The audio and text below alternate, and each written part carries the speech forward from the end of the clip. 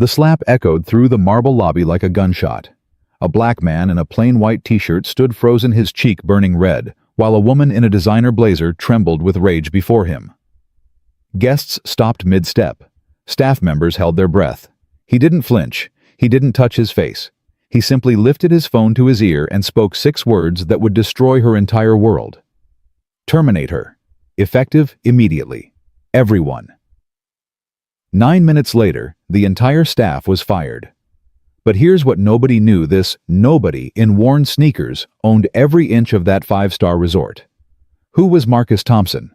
And what pushed a peaceful father to make that call? Comment below the city you're watching from so I can see how far this story travels. Marcus Thompson hadn't slept more than 4 hours in 3 days. The highway stretched endlessly ahead of him, and his old Honda Accord hummed a familiar tune of rattles and groans. He'd bought this car 11 years ago, back when Denise was still alive, back when they used to joke about upgrading someday. Someday never came for her. Cancer took her when Jalen was only 2 years old. Now it was just Marcus and his boy. Just the two of them against the world. He rubbed his eyes and checked the clock on the dashboard. 1:47 p.m. Another hour and he'd be at Silver Harbor Resort. His resort. Though nobody there knew that. His phone buzzed. A text from Jalen's grandmother. Jalen keeps asking when Saturday is coming. That boy can't wait to see you. Marcus smiled the first real smile in days. He typed back quickly at a red light. Tell him Daddy's getting everything ready. Best vacation ever. He set the phone down and thought about his son. 8 years old, skinny as a rail with his mother's eyes and his father's stubborn chin. That kid was the reason Marcus got up every morning. The reason he'd built everything he'd built. 20 years ago, Marcus Thompson had been a janitor at a Holiday Inn in Baltimore. He'd worked the night shift, pushing a mop across endless hallways while guests walked past him like he was part of the furniture. Invisible. Forgettable. Nothing. But Marcus had eyes. He watched. He learned. He saw how the managers treated certain guests like royalty and others like inconveniences. He noticed which staff members actually cared and which ones were just collecting paychecks. He studied the business from the ground up, literally starting from the floors he cleaned every night. At 25, he took out a loan he couldn't afford and bought a run-down motel outside of Richmond. Everyone told him he was crazy. His own mother said he was throwing his life away. But Marcus had a vision, and more importantly, he had something to prove. That first motel nearly killed him. He worked 18-hour days, 7 days a week. He was the front desk clerk, the handyman, the housekeeper, and the accountant. When the pipes burst at 3 a.m., Marcus fixed them himself. When guests complained about the mattresses, Marcus drove to every thrift store in a 50-mile radius until he found decent replacements. Slowly, impossibly, the motel started making money. Then came the second property, then the third, then the partnerships, the investors, the expansion into luxury resorts. By 42, Marcus Thompson owned 11 properties across the eastern seaboard, employed over 2,000 people, and had a net worth that would make most Wall Street executives jealous. But he never forgot where he came from, never forgot what it felt like to be invisible. That's why he was driving his old Honda instead of the Mercedes sitting in his garage. That's why he was wearing a plain white t-shirt and faded jeans instead of a custom suit. That's why he'd booked his room at Silver Harbor under his personal email using a credit card that didn't have his company name on it. He wanted to see his resort the way a regular guest would see it. No special treatment, no management scrambling to impress the owner, just the truth. His phone rang. The caller ID showed Daniel Chen, Regional Director. Marcus answered. Daniel. Mr. Thompson, I just wanted to confirm everything is ready for your arrival. I've arranged for the presidential suite, and I've personally briefed the senior staff. Cancel all of it. Silence on the other end. Sir. I said cancel it. I'm not coming as the owner. I'm coming as Marcus Thompson, regular guest, standard room. Nobody knows who I am. You understand? More silence. Then carefully, "Sir, with all due respect, Silver Harbor is our flagship property. If there are any issues with service, I'd hate for you to." "That's exactly why I'm doing this, Daniel. I want to see what really happens when the boss isn't watching. If there are issues, I need to know." Daniel's voice tightened. "Understood, sir. I won't alert the staff." "Good. I'll be there in about an hour." "And Daniel?" "Yes, sir. If this place is running the way it should be, you've got nothing to worry about." Marcus hung up and focused on the road. The truth was, he'd been hearing things. Whispers from corporate, complaints buried in online reviews. Words like unwelcoming and dismissive and made to feel uncomfortable. Nothing concrete, nothing actionable, but enough to make him uneasy.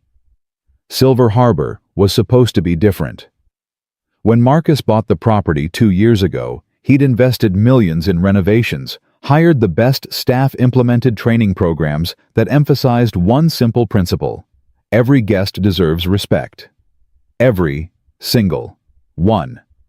It didn't matter if they arrived in a limousine or a 15-year-old Honda. It didn't matter if they wore Armani or Walmart. It didn't matter what color their skin was or how much money sat in their bank account. When someone walked through those doors, they were a guest, and guests deserved dignity. That was the whole point. That was Marcus's entire philosophy, built from years of being treated like he didn't matter. So why were people complaining? He was about to find out. The resort appeared on the horizon like something out of a travel magazine. Glass and steel and perfectly manicured grounds. Marcus had seen the architectural plans, had approved every design decision, but seeing it in person still took his breath away. He pulled into the main entrance and parked in the guest lot. For a moment he just sat there looking at the building he owned. His building, his dream made concrete and glass. Then he grabbed his worn suitcase from the trunk, the same suitcase he'd used when he was a janitor, the one with the scratch along the side from a Greyhound bus trip 20 years ago, and walked toward the entrance. The automatic doors slid open. Cool air washed over him. The lobby stretched wide and tall chandeliers, sparkling overhead, marble floors gleaming. It was beautiful. It was everything Marcus had envisioned. A security guard stood near the entrance. Young guy, maybe mid-20s, crisp uniform. Marcus nodded at him as he passed the way. "You acknowledge another person, the way you recognize their existence." The guard glanced at Marcus. His eyes moved from the plain t-shirt to the faded jeans to the old suitcase with its visible scratch. Then he looked back down at his phone. No greeting. No nod in return. Nothing. Marcus kept walking. A bellman stood a few feet away, leaning against a luggage cart. Marcus made eye contact, expecting the man to step forward to offer assistance. That was the job. That was what bellmen did. The bellman looked at Marcus. Really looked at him. Took in the simple clothes, the tired face, the skin color that apparently told him everything he needed to know.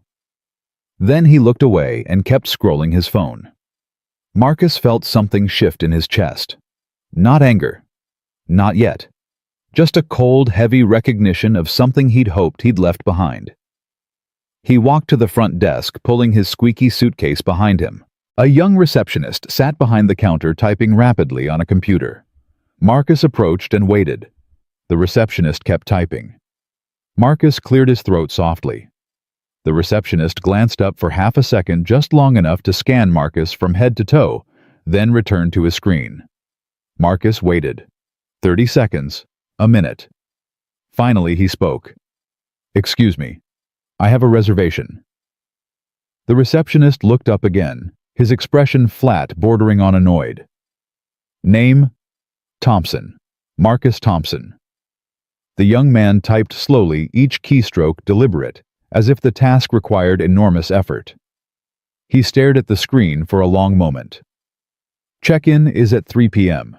You'll need to wait approximately 2 hours." Marcus absorbed that. He'd driven 3 hours. His back ached, his eyes burned from lack of sleep, but he kept his voice calm. "I understand, but I was hoping I could check in a little early. I'm pretty tired from the drive." The receptionist shook his head without a trace of sympathy. "I'm sorry, sir. Policy is policy. You'll have to wait." Policy is policy. Marcus had written those policies. He knew exactly what they said. Early check-in was available when rooms were ready. There was supposed to be flexibility, courtesy, basic human kindness. But he didn't say any of that. He just nodded slowly, accepting the answer he'd been given. Then the automatic doors slid open behind him.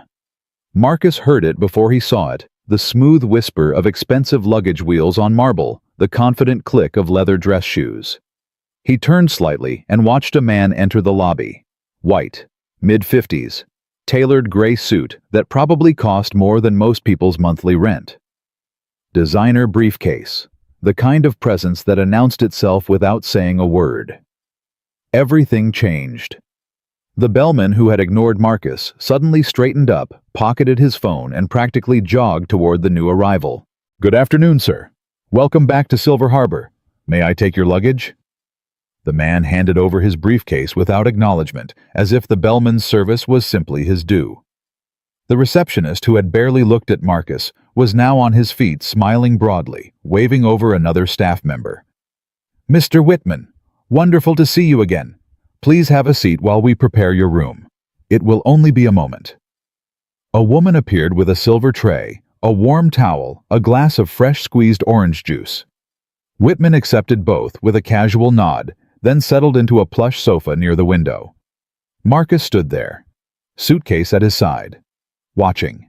Same lobby, same time, same hotel. Completely different treatment.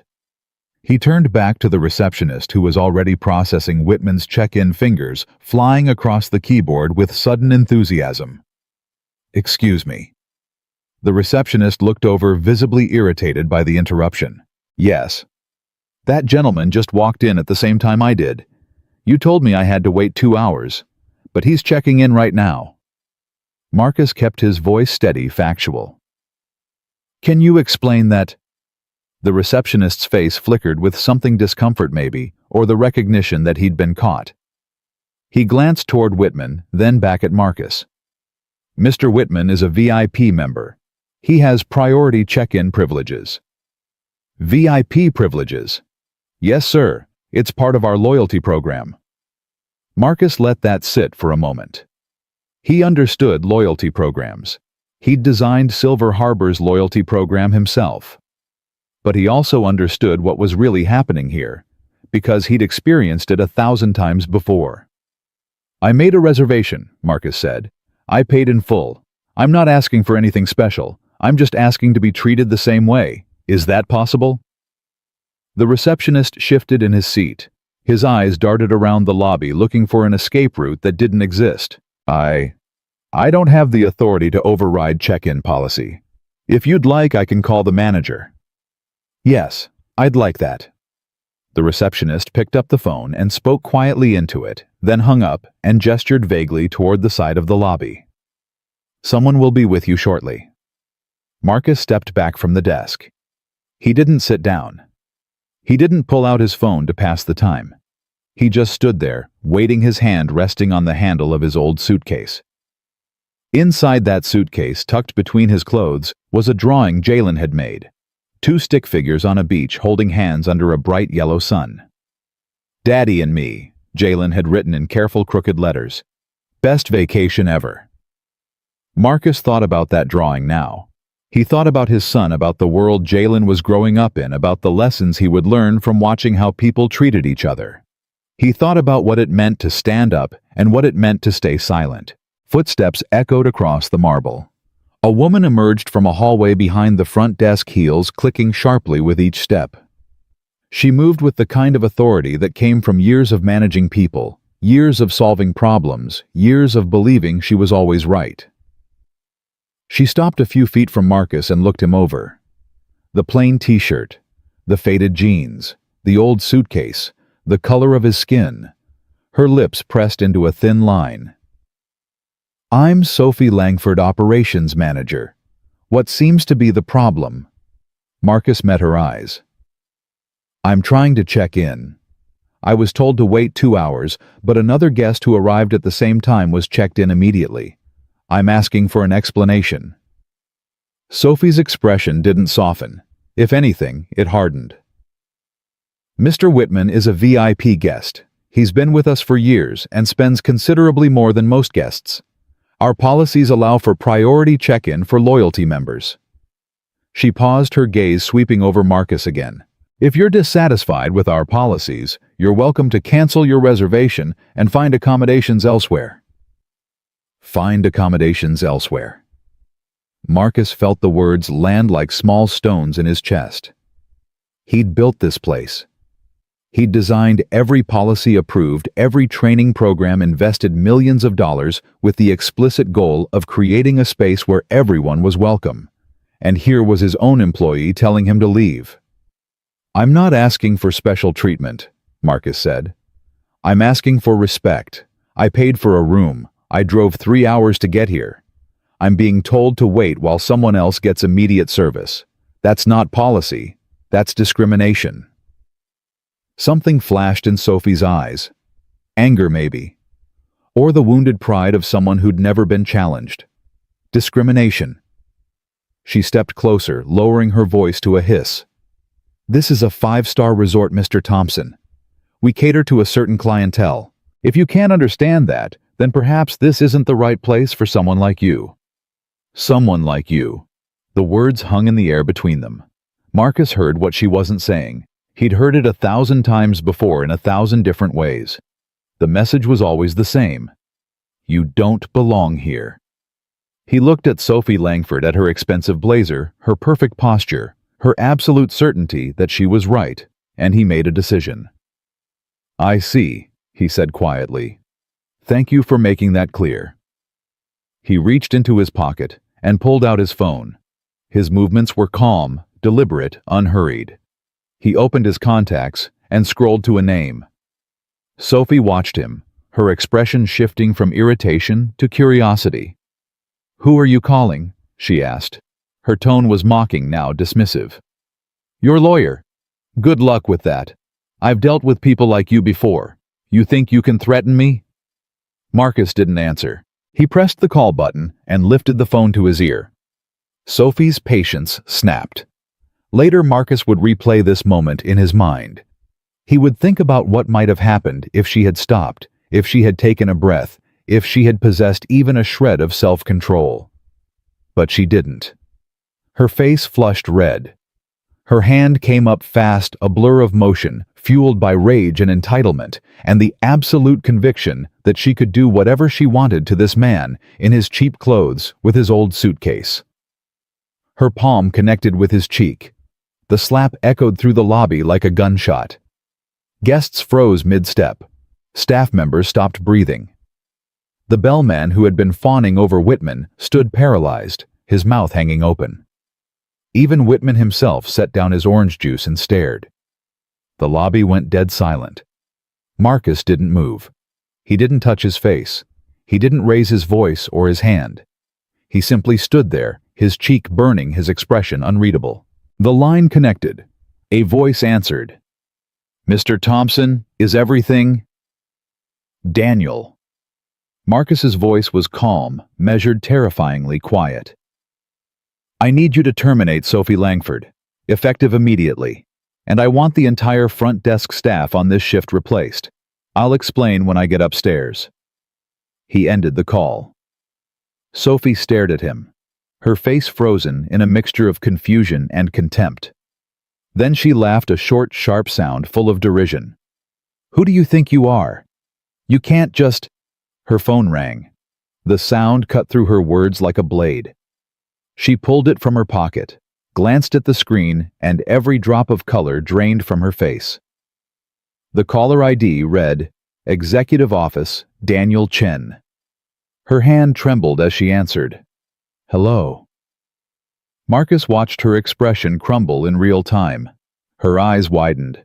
Her mouth opened, then closed. She looked at him, really looked at him, and for the first time she saw something that hadn't been there before. Fear. "Yes," she whispered into the phone. "Yes, I understand." She lowered the phone slowly, her hand still shaking. The lobby remained frozen, every eye on the scene unfolding before them. Marcus picked up his suitcase and walked toward the elevator. His footsteps echoed in the silence. Behind him, Sophie Langford stood in the middle of the marble floor, her world collapsing around her, finally beginning to understand the magnitude of her mistake. She had just slapped the owner of Silver Harbor Resort across the face, and now she was about to lose everything. Sophie Langford couldn't move. Her legs had turned to concrete.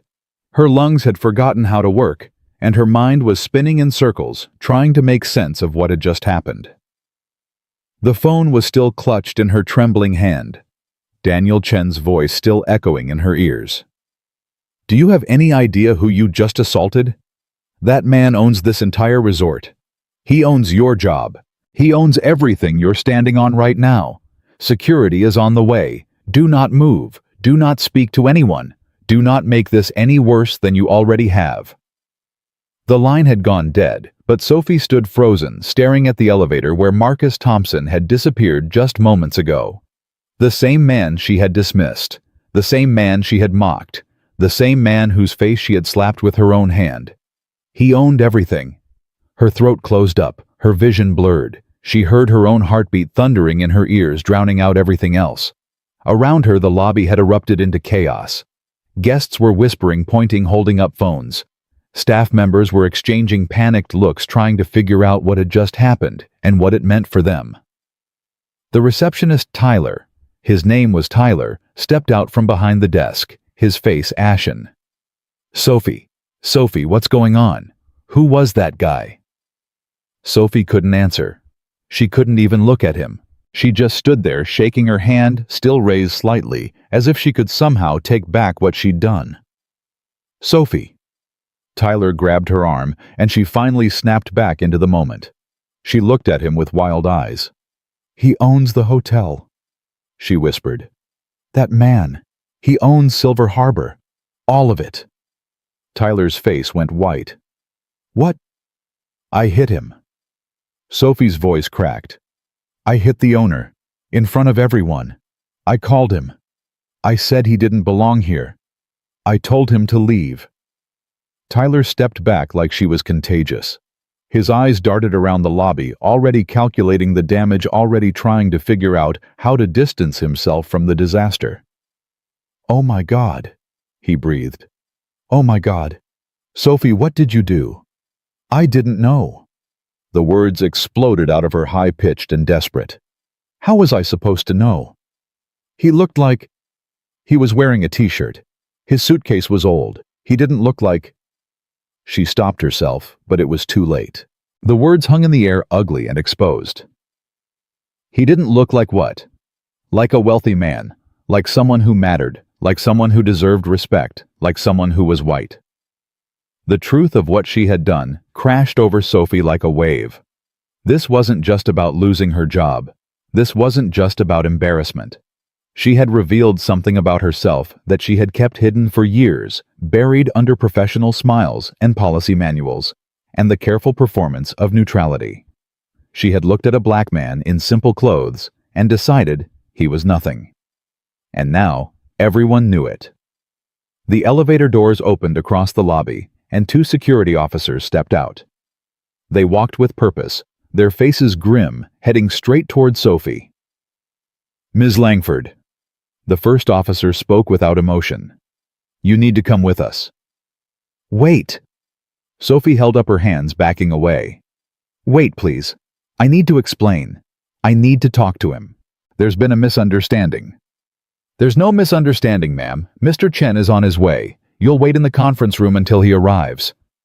Sophie looked around desperately, searching for an ally, a sympathetic face, anyone who might help her. But the staff members who had been her colleagues for 8 years wouldn't meet her eyes.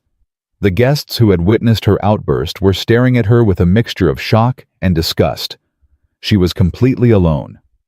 The security officers flanked her, each taking an arm, and began guiding her toward the back hallway. Sophie's heels stumbled on the marble floor. Tears streamed down her face, smearing her makeup into dark rivulets. "Please," she whispered. "Please. I have a daughter. She's in college. I'm paying her tuition. I can't lose this job. Please." The officers didn't respond. They just kept walking. Behind her, the lobby remained frozen in the aftermath of the explosion. Tyler stood behind the front desk, his mind racing. The bellman had vanished entirely, probably hoping to disappear before anyone remembered he'd been part of this. The security guard who had ignored Marcus at the entrance was standing ramrod straight, suddenly very interested in doing his job correctly. And upstairs in a room overlooking the ocean, Marcus Thompson sat alone with his thoughts. He hadn't moved since entering the room. He'd set his suitcase down by the door, walked to the window, and stood there staring at the waves. His cheek still burned from Sophie's slap, but he barely noticed the physical sensation. The pain he felt was deeper than that. He thought about his father. James Thompson had been a factory worker in Detroit, a man who came home every night with grease under his fingernails and exhaustion in his bones. He'd worked 32 years at the same plant, never complained, never asked for more than he was owed. And every single day, he'd walked through a world that told him he wasn't good enough. Marcus remembered being 12 years old, walking into a department store with his father to buy a birthday present for his mother. They'd been followed by security from the moment they entered. A sales clerk had asked them 3 times if they needed help finding the exit. When his father tried to pay with a credit card, the cashier had called for a manager to verify it wasn't stolen. James Thompson had stood there, his jaw tight, his dignity wrapped around him like armor, and he'd completed the transaction without saying a word. But on the drive home, Marcus had seen his father's hands shaking on the steering wheel. "Why didn't you say anything?" Marcus had asked. "Why didn't you tell them they were wrong?" His father had been quiet for a long moment. Then he'd said something that Marcus never forgot. "Sometimes, son, the world isn't ready to see you as a man. But that doesn't mean you stop being one. You hold your head high, you do your job, and you build something so big that they can't ignore you anymore. That's how you win, not by fighting their fight, but by building your own." Marcus had spent his whole life building businesses, building wealth, building a legacy for his son. And somewhere along the way, he'd started to believe that maybe his father had been wrong. Maybe the world had changed. Maybe things were better now. Today had reminded him that they weren't. He turned away from the window when he heard the knock at the door. "Mr. Thompson," a voice called from the hallway. "It's Daniel Chen. May I come in?" Marcus crossed the room and opened the door. Daniel stood there looking like he'd aged 10 years in the last 20 minutes. His suit was rumpled, his tie was crooked, and there was sweat beading on his forehead despite the air conditioning. "Come in," Marcus said. Daniel entered the room and immediately launched into apologies. "Sir, I don't even know where to begin. I am so deeply sorry. This is completely unacceptable. I take full responsibility. The staff, the training, the culture, this happened under my watch and I—" "Daniel." Marcus held up a hand. "Stop." Daniel stopped. He stood there, hands clasped in front of him, looking like a man awaiting execution. Marcus walked back to the window and looked out at the ocean. When he spoke, his voice was calm but heavy. "How long have you been with the company?" 3 years, sir." "And in those 3 years, how many complaints have there been about this property, about guests being treated differently based on how they looked or how much they were spending?" Daniel hesitated. "There have been some. A few mentions in online reviews, some comments in guest surveys. Nothing that rose to the level of—" "Nothing that rose to the level of what?" Marcus turned to face him. "Nothing that rose to the level of someone being slapped in the face. Is that the threshold now? We wait until it gets physical before we take it seriously." Daniel's face reddened. "No, sir. That's not what I meant." "Then what did you mean?" The regional director stood silent, searching for words that wouldn't make things worse. Finally, he said, "I meant that we addressed the issues as they arose. Coaching sessions, reminders about company values. We thought we were handling it." "You thought wrong." Marcus sat down on the edge of the bed, suddenly feeling the full weight of his exhaustion. He'd driven 3 hours. He'd been disrespected, dismissed, and assaulted in his own hotel. And now he was having a conversation he'd had 100 times before with managers who always had the same excuses. We thought we were handling it. It was an isolated incident. We didn't realize it was this bad.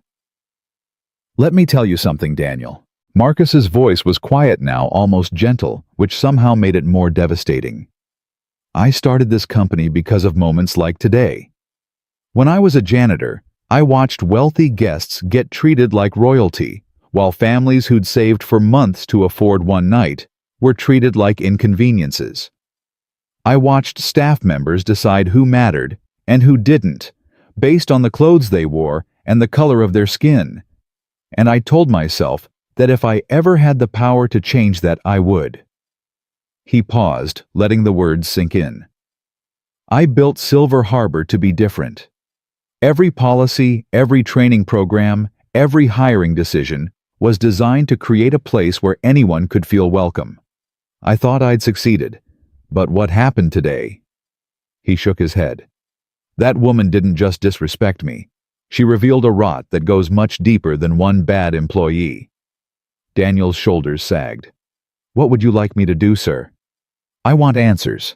I want to know how this happened. I want to know who else was involved and who looked the other way. And I want to know if this is happening at our other properties. I'll begin a full investigation immediately. You'll do more than that. Marcus stood up and walked toward Daniel, stopping just a few feet away. You'll personally review every guest complaint from the last 2 years. Not just the formal ones, the reviews, the surveys, the casual comments. I want to know every time a guest felt unwelcome at one of my hotels, and I want a plan to fix it on my desk within 72 hours. Daniel nodded rapidly. Yes, sir. Absolutely. One more thing. Marcus's eyes locked onto Daniel's. Sophie Langford. What's her situation? She's in the conference room now waiting for the formal termination meeting. Security is with her. I've also suspended the front desk staff who were on duty during the incident pending investigation. Has anyone spoken to her? Not yet. I wanted to check with you first about how to proceed. Marcus was quiet for a long moment. He thought about Sophie on the floor of the lobby, sobbing, her world falling apart. He thought about her daughter in college, the tuition payments, the bills that wouldn't stop coming just because her mother had made a terrible mistake. He thought about Mercy and whether she deserved it. I'll speak to her myself, he said finally. Daniel looked startled. Sir, that's not necessary. I can handle... No, I need to do this. Where's the conference room? 3rd floor, East Wing. But Mr. Thompson, are you sure? After what she did to you, I would completely understand if you wanted to stay as far away from her as possible. Marcus touched his cheek absently, feeling the faint sting where Sophie's hand had connected. She needs to hear something, and I need to say it. He walked past Daniel toward the door, then stopped. And Daniel, make sure the staff knows this came from me directly. I don't want anyone thinking they can hide behind middle management. Every person in this hotel answers to me whether they know it or not. Today, they're going to learn that. He stepped into the hallway, and Daniel followed, hurrying to keep up with Marcus's long strides. The conference room was cold and quiet when Marcus entered. Sophie sat at the far end of a long table, her eyes red and swollen, her makeup destroyed. 2 security officers stood by the door. A pitcher of water sat untouched in front of her. She looked up when he walked in, and Marcus saw something break behind her eyes. Whatever hope she'd been clinging to evaporated the moment she saw his face. Leave us, Marcus said to the security officers. They exchanged uncertain glances. Sir, are you sure? Leave us. They left, closing the door behind them. Marcus sat down across from Sophie, the long table stretching between them like a battlefield. Neither of them spoke for a moment. The silence was thick, oppressive, filled with everything that had happened and everything that was about to be said. Sophie broke first. I'm sorry. The words came out in a rush, desperate and raw. I'm so sorry. I didn't know who you were. If I had known, I never would have... Stop. Marcus's voice was firm, but not angry. That's exactly the problem. Sophie blinked, confused. What? You said if you had known who I was, you never would have treated me that way. But don't you see that's the whole point? You shouldn't need to know who someone is to treat them with basic human dignity. Sophie's mouth opened, then closed. She had no response to that. Marcus leaned forward, his hands folded on the table. Let me ask you something. When I walked into that lobby today, what did you see? Sophie looked down at her hands. Tell me the truth. What did you see? A long pause. Then quietly. I saw a man who didn't look like he belonged here. Why not? Because... She struggled to find words that wouldn't incriminate her further, but there weren't any. Because of how he was dressed. Because of the old suitcase. Because I'm black. The word hung in the air between them. Sophie flinched like she'd been slapped. I'm not racist, she whispered. I'm not. I don't have a problem with black people. I have black friends. I've worked with black colleagues for years. I don't... Sophie. Marcus cut her off gently. I'm not here to argue about whether you're racist. I'm not inside your head. I don't know what's in your heart. But I know what I experienced today. I know how you looked at me. I know the tone of your voice when you told me this wasn't the right place for someone like me. And I know that when you got angry, you didn't think twice about putting your hands on me. Sophie's face crumpled. Tears spilled down her cheeks again. Would you have slapped Mr. Whitman? Marcus asked quietly. If he had complained the same way I did, would you have hit him? The silence was answer enough. Marcus sat back in his chair and studied the woman across from him. 8 years she'd worked here. By all accounts, she'd been good at her job, efficient, organized, capable of handling difficult situations. But somewhere along the way, she'd absorbed a belief that was so common it had become invisible that some people mattered more than others, and you could tell who was who just by looking at them. It wasn't unique to her. Marcus had seen it everywhere, in every business he'd owned, in every city he'd lived in every interaction with people who thought they knew his worth at a glance. The only difference today was that Sophie had made her beliefs explicit.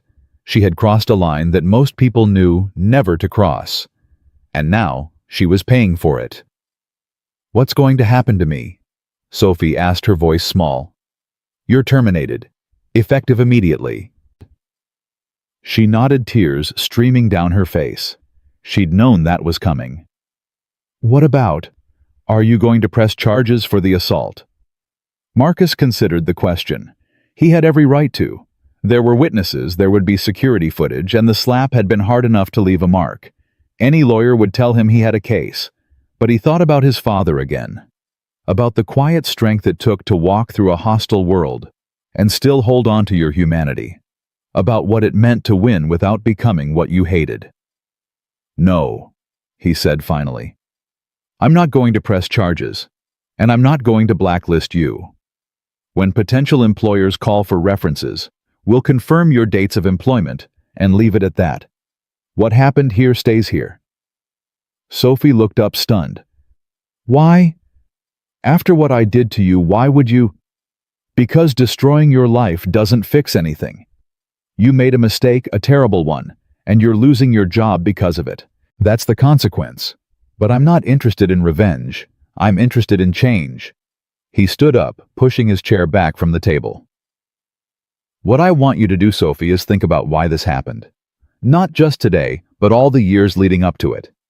Think about every guest you looked at and decided didn't matter. Every time you let your staff treat someone poorly because they weren't spending enough money. Every assumption you made about who deserved respect and who didn't. He walked toward the door, then stopped and looked back at her. And if you ever manage another hotel, another restaurant, another business where you interact with the public, remember this day. Remember how it felt to be on the other side, and do better. He opened the door and stepped into the hallway, leaving Sophie alone with the wreckage of her career. Outside the conference room, Daniel was waiting. His phone clutched in his hand, his face lined with anxiety.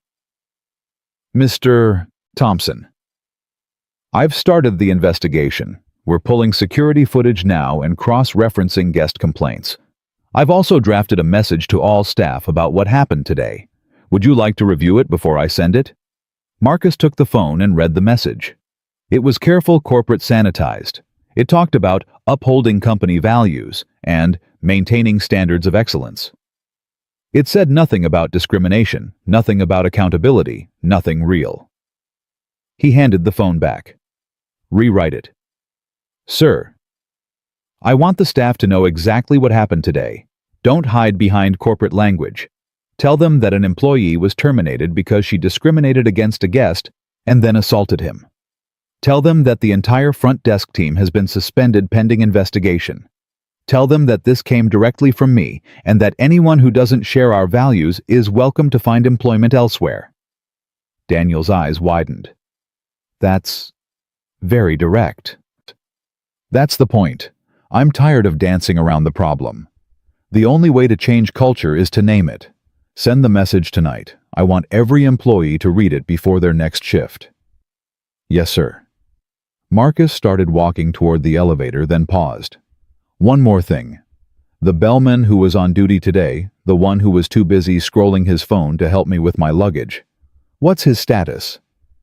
Daniel checked his notes. Kevin Morrison. He's been suspended along with the others. Good. And the security guard at the entrance. The one who couldn't be bothered to acknowledge my existence. James Hendricks, also suspended. Marcus nodded slowly. It wasn't enough. Suspension was a placeholder, not a solution. But it was a start. I want interviews with all of them, he said. I want to understand what they saw, what they were thinking, and whether they've ever behaved this way before. If this is a pattern, they're gone. If it was a one-time failure of judgment, we can discuss training and second chances. But I need the truth first. I'll schedule the interviews for tomorrow. And Daniel, yes, sir. I came here to rest. I came here to spend a few quiet days by the ocean before my son arrives on Saturday.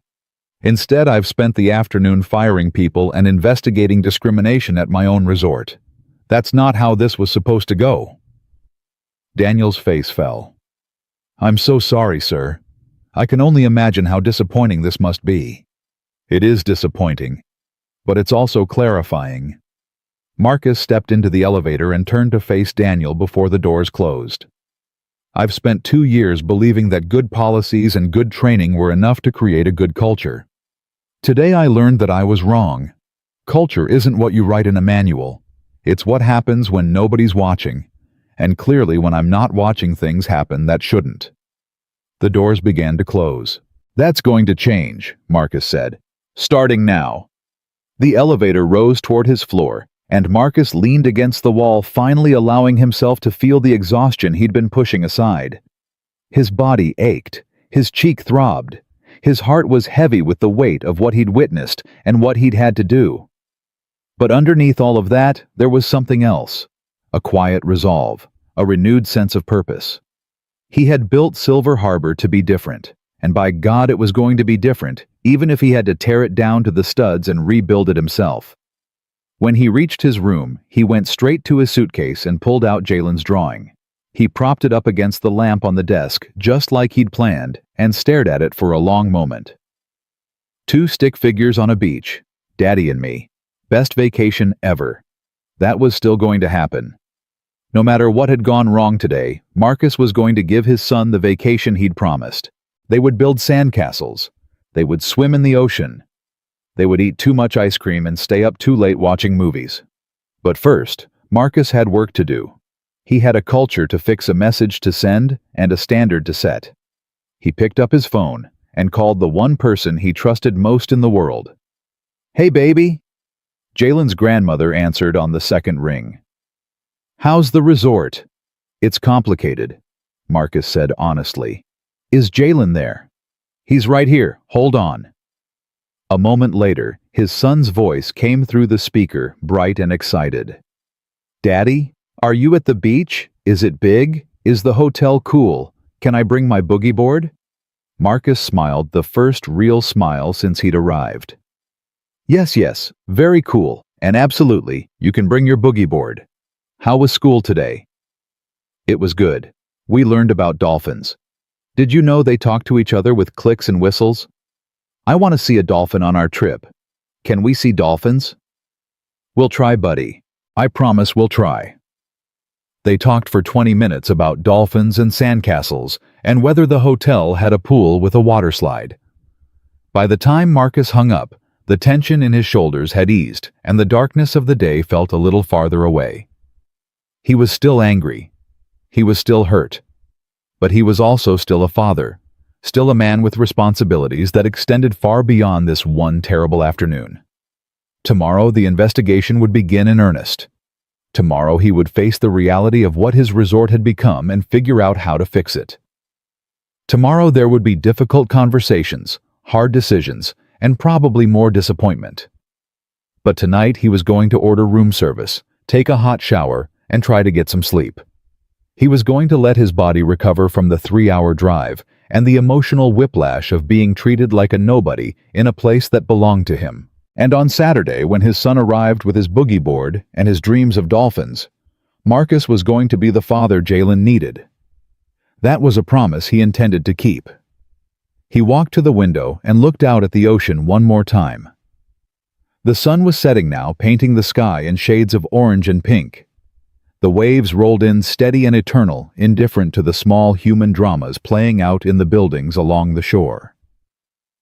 Somewhere in this hotel, Sophie Langford was packing up her desk, gathering the remnants of a career that had ended in disgrace. Somewhere, Tyler the receptionist was wondering if he still had a job. Somewhere, Daniel Chen was rewriting his message to staff, trying to find words that would convey the gravity of what had happened. And here in this quiet room, Marcus Thompson sat with his son's drawing and thought about everything he still needed to build. The next morning came too quickly. Marcus woke at 5:47 a.m., his body still running on the rhythm of too many early mornings and not enough rest. For a moment, he forgot where he was. Then the events of yesterday came flooding back, and he lay there staring at the ceiling, feeling the weight settle onto his chest all over again. He showered, dressed in the same simple clothes he'd worn yesterday, a fresh t-shirt, jeans, his worn sneakers, and headed downstairs. He wasn't going to change who he was just because people now knew his name. If anything, he wanted them to see him exactly as he'd appeared before. The clothes hadn't been the problem. The assumptions had been. The lobby was quiet at this hour, the morning shift just beginning to trickle in. A different receptionist stood behind the front desk, now a young woman with nervous eyes who straightened the moment she saw Marcus step off the elevator. "Good morning, Mr. Thompson." Her voice was tight, overly formal. "Is there anything I can get for you? Coffee, breakfast? I can have the chef prepare something special." "Just coffee," Marcus said. "Black. And please relax. I'm not here to fire you." The woman's smile flickered uncertainly. "Yes, sir. Right away, sir." She practically ran toward the cafe, and Marcus felt a familiar heaviness settle in his stomach.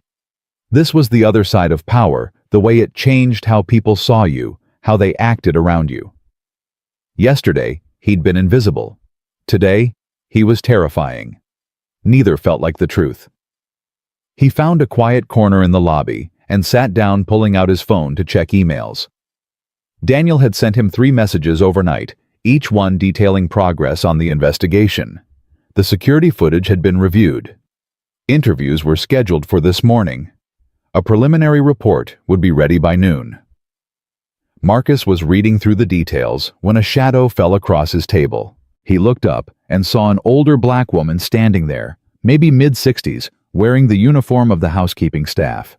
Her hands were clasped in front of her, her expression a mixture of fear and determination. "Mr. Thompson." Her voice was soft but steady. "My name is Dorothy Williams. I've worked here for 6 years. I was wondering if I could speak with you for a moment."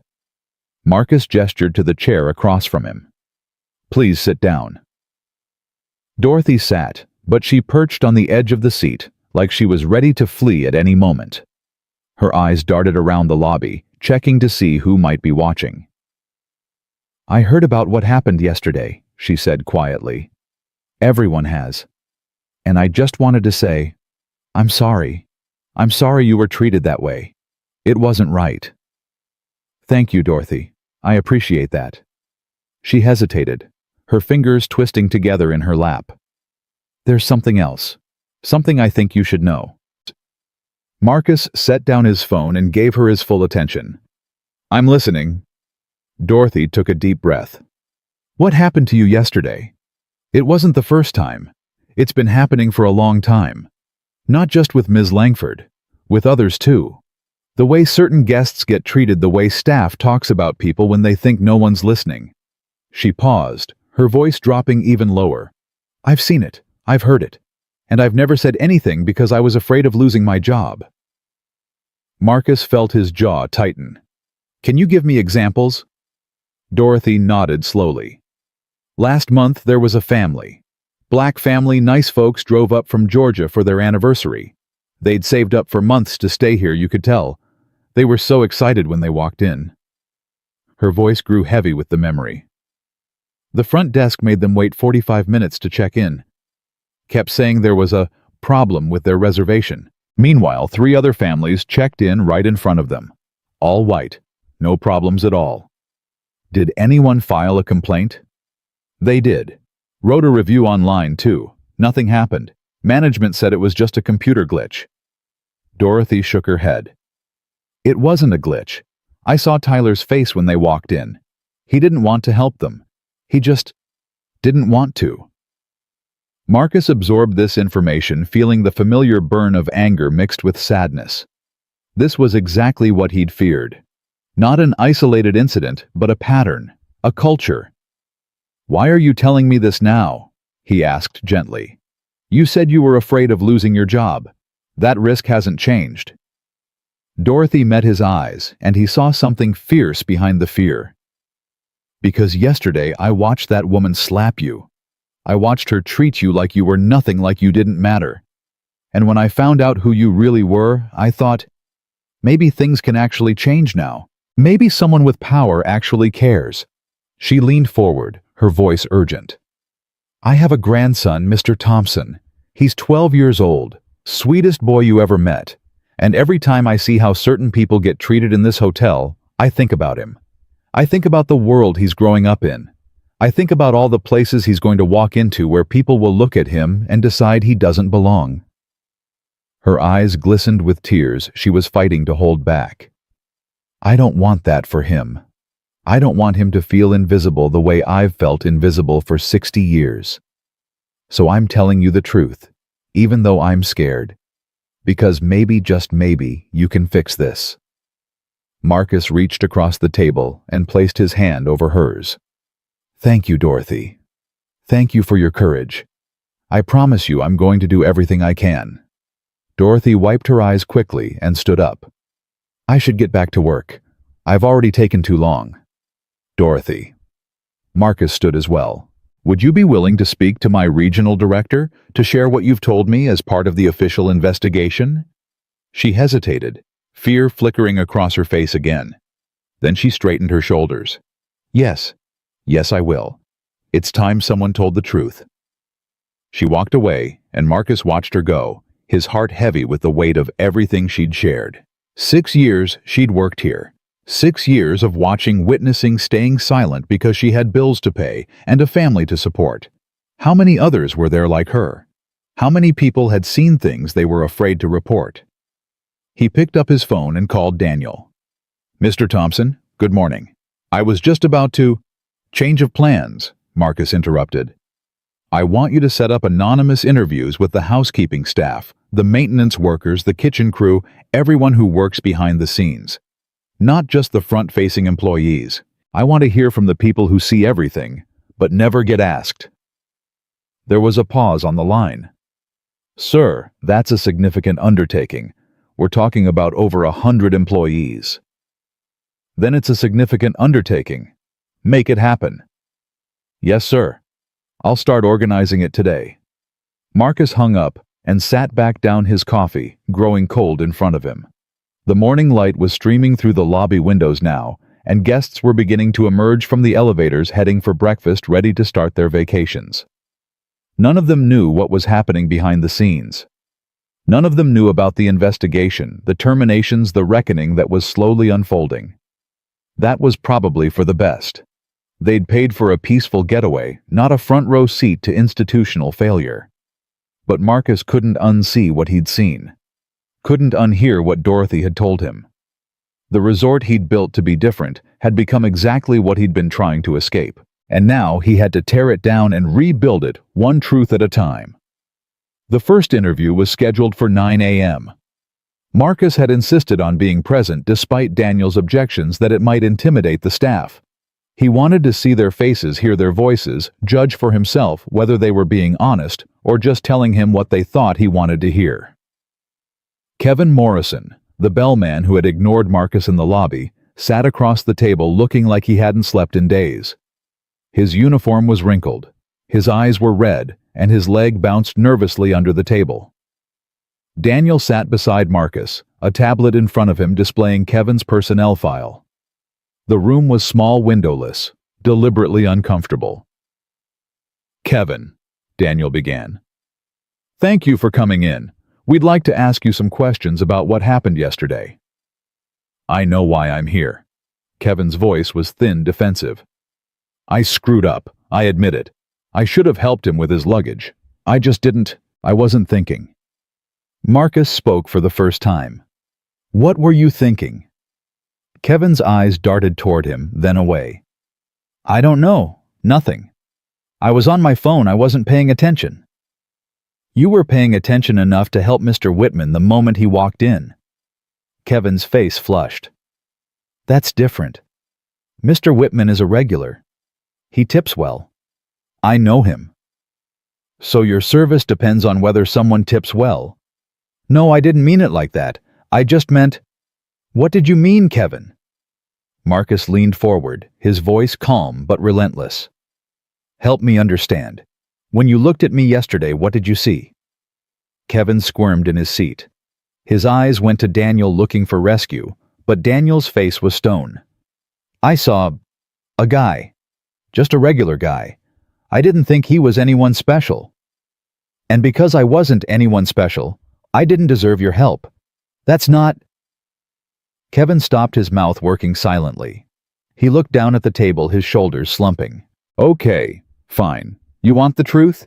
You looked like you couldn't afford to be here. Your clothes, your suitcase, everything about you said budget traveler. And I figured, why bother? You weren't going to tip anyway." The words hung in the air, ugly and honest. Marcus nodded slowly. "Thank you for telling the truth. Now tell me, this is that how you treat all guests who don't look wealthy? Or was there something else about me that made you decide I wasn't worth your time?" Kevin's face went from red to pale. "I'm not racist, if that's what you're asking." "I'm not asking what you are. I'm asking what you did. Was it just the clothes? Or was it also the skin?" A long, painful silence. "I don't know," Kevin whispered finally. "Maybe. I don't think I'm prejudiced, but maybe I have some, I don't know, blind spots, things I don't even realize I'm doing." Marcus sat back. It wasn't a satisfying answer, but it was an honest one. Kevin wasn't a monster. He was something more complicated, an ordinary person who had absorbed the biases of the world around him without ever examining them. He'd never questioned why he jumped to serve some guests and ignored others. He'd never thought about what his assumptions revealed about his values. "Kevin, I'm going to give you a choice," Marcus said. "You can be terminated today, or you can stay on probation for 6 months while you complete an intensive training program on unconscious bias and equitable service. If you complete the program and demonstrate genuine change, you keep your job. If you don't, you're gone." Kevin looked up, surprise breaking through the shame on his face. You're giving me another chance. I'm giving you an opportunity to change. What you do with it is up to you." "I'll take it. I swear I'll do whatever it takes. I don't want to lose this job, and I don't want to be the kind of person who treats people that way." Marcus nodded. Then prove it. Starting now. You can go. Kevin stood up quickly, nearly knocking over his chair in his haste. At the door, he paused and looked back. Mr. Thompson, I'm sorry. I really am. What happened yesterday? It was wrong, all of it. And I'm sorry I was part of it. He left, and the room fell silent.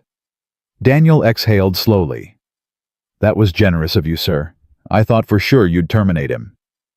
He's not the disease. He's a symptom. Firing him doesn't solve anything if the culture that created him stays the same. Daniel nodded, making notes on his tablet. The next interview is James Hendricks, the security guard. He's waiting outside. Send him in. James Hendricks was a different story. He walked in with his chin high, and his shoulders squared the posture of a man who believed he'd done nothing wrong. He was ex-military, according to his file, 10 years in the Army, discharged, honorably worked private security for 3 years before joining Silver Harbor. Mr. Hendricks? Daniel gestured to the chair. Please have a seat. James sat down, his movements precise and controlled. His eyes met Marcus's without flinching. Before we begin, James said, I want to state for the record that I don't believe I did anything wrong. I was doing my job. I was monitoring the entrance for security threats. I wasn't aware that greeting every guest who walked through the door was part of my responsibilities. Marcus studied him for a moment. When Mr. Whitman walked in, did you greet him? James's jaw tightened, almost imperceptibly. Mr. Whitman is a known guest. I've seen him many times before. So you greeted him because you recognized him. I acknowledged him because he posed no security concern. And I did pose a security concern. James's eyes flickered. I didn't say that. But you thought it. When you looked at me, what did you see? A guest. Or a threat? The silence stretched. James's composure was beginning to crack, small fissures appearing in his military discipline. I saw an unfamiliar individual in casual attire, he said finally. In my experience, dress and demeanor can indicate intent. I was being cautious. Cautious? Marcus repeated the word, letting it hang in the air. Tell me, James, in your 10 years in the Army, did you serve with black soldiers? James blinked, thrown by the change in direction. Of course, many of them. And did their dress and demeanor indicate different intent than your white colleagues? No, of course not. We were all soldiers. We were all brothers. But here in this lobby, when a black man walks in wearing a t-shirt and jeans, you see something different, something that requires caution. Marcus leaned forward. Help me understand how those two things coexist in the same mind. For the first time, James's composure cracked completely. His jaw worked silently, his hands gripping the arms of his chair. Marcus could see the war happening behind his eyes, the man he believed himself to be fighting against the man his actions revealed. James stopped. Started again. I don't have an answer for that. I thought I'd dealt with all this. I thought I was better than this. But maybe I'm not as far along as I thought. Marcus nodded slowly.